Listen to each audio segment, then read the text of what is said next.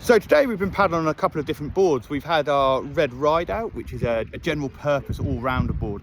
Great for getting the family on, great for getting started on the water. Really good board for exploring small places, not traveling too far, but something that if you want something that's nice and stable, but certainly allows you to sort of go in and out of little coves. The next board that we've been paddling has been on the 11.3 Sport. Now this is a little bit of a different beast. It's a longer, thinner board.